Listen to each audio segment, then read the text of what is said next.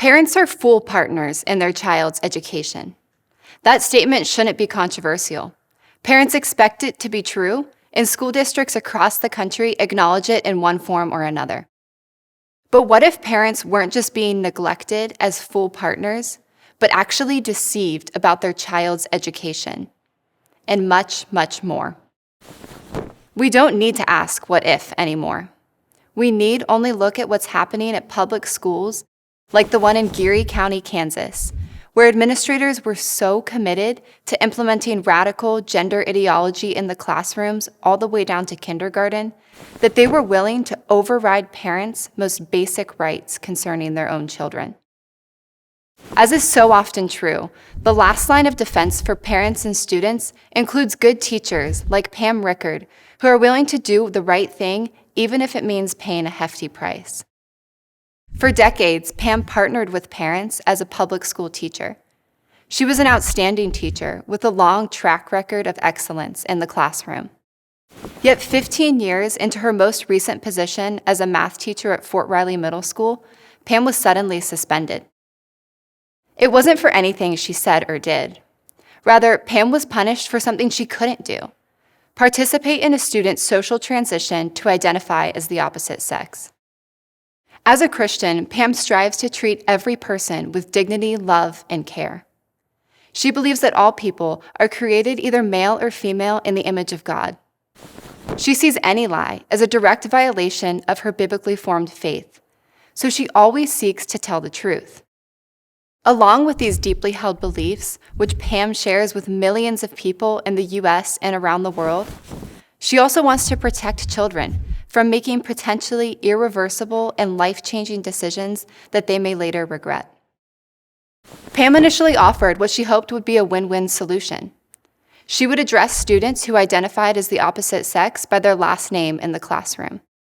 That would avoid causing any unnecessary offense without forcing Pam to violate her convictions. Of course, that wasn't enough for the district, which punished her with a 3-day suspension the same day she proposed her solution to administrators in a private meeting.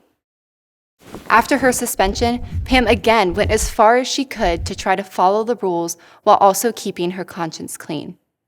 She agreed to use the names that students requested, but she still couldn't use pronouns that weren't consistent with the student's sex. That would communicate a clear message. What makes a person a boy or a girl depends entirely on his or her self-identification and has nothing to do with biological reality. Pam can't communicate that message because it isn't true.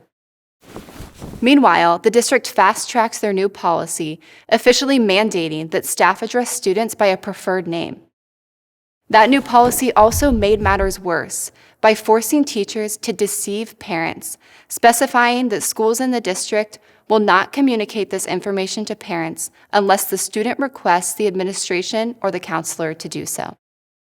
That meant Pam had to participate in the student's social transition and in the school's cover-up of information that was crucial to the child's well-being and development.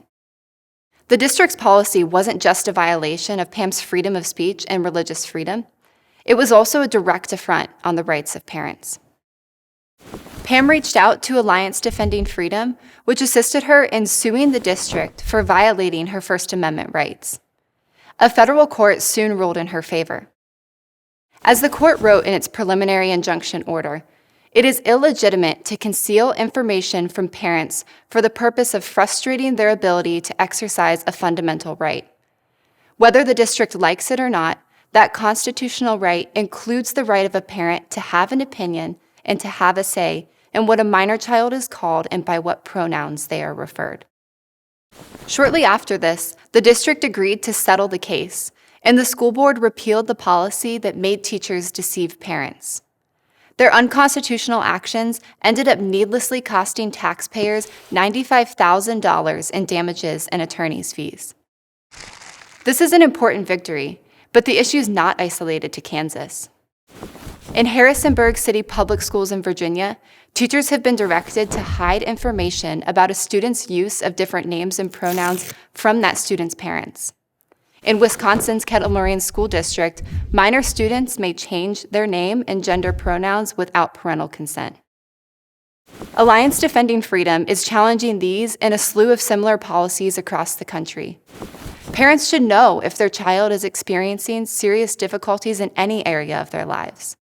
And school officials have no right to punish teachers who are honest with students and their parents. Watch more stories like this at adflegal.org/freedom matters. You can also subscribe to this channel on YouTube, like this video, and click the notification bell to make sure you never miss an episode.